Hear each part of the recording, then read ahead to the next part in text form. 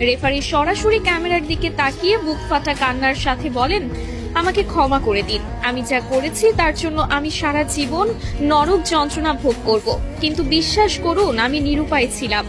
আমাকে ওপর থেকে কঠোর নির্দেশ দেওয়া ছিল যেভাবেই হোক স্পেনকে ম্যাচ জেতাতে হবে।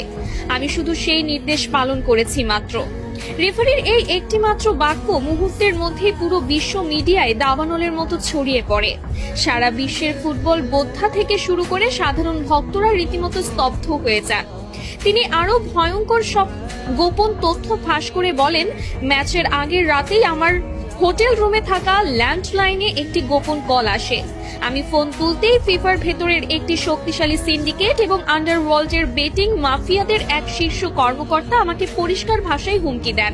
তিনি বলেন, যদি স্পেন এই ম্যাচ না জেতে তবে আমার রেফারিং ক্যারিয়ার চিরতরে শেষ করে দেওয়া হবে। শুধু তাই নয়, তারা আমার স্ত্রী এবং সন্তানদের ঠিকানার কথা হুবহু উল্লেখ করে তাদের জীবনের ওপরও বড়সড় ক্ষতি করার হুমকি দিয়েছিল। আমাকে পরিষ্কার ভাষায় বলা হয়েছিল, যদি তুমি কাল মাঠে আমাদের কথা মতো কাজ না করো তবে তোমার পরিবারের লাশও কেউ খুঁজে পাবে না। ইউরোপিয়ান ফুটবলের ওই কালো টাকার সিন্ডিকেট কোনোভাবেই মেনে নিতে পারছিল না যে লাতিন আমেরিকার একটি দল টানা 2 বার বিশ্বকাপ নিয়ে যাবে।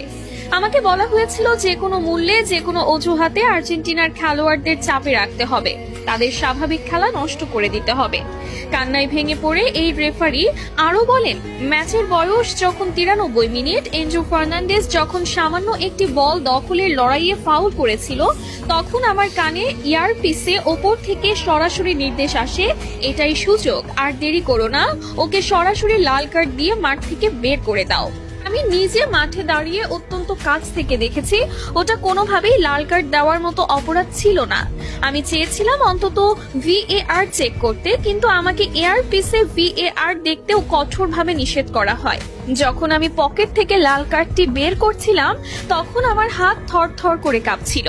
এনজো যখন অবাক দৃষ্টিতে আমার দিকে তাকিয়েছিল তখন আমার মনে হচ্ছিল আমি মাটির নিচে মিশে যাই। 10 জনের আর্জেন্টিনা যখন বীরের মতো লড়ছিল, ডি পল আর ম্যাক অ্যালিস্টাররা যখন নিজেদের শরীরের শেষ রক্তবিন্দু দিয়ে স্পেনের একের পর এক আক্রমণ ঠেকাচ্ছিল, তখন আমি নিজেই ভেতর থেকে কুড়ে কুড়ে খাচ্ছিলাম। আমি স্পেনের অনেক বড় বড় ফাউল ইচ্ছা করেই এড়িয়ে গেছি, কারণ আমার উপর নির্দেশ ছিল প্রতিটা 50-50 ডিসিশন স্পেনের পক্ষে দেওয়ার।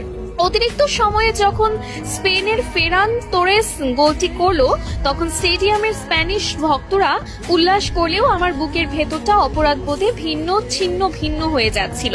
চরম আক্ষেপের সুরে রেফারি আরো বলেন, ম্যাচ শেষে যখন দেখলাম লিওনেল মেসি মাঠের মধ্যে বসে শিশুর মতো কাঁদছে,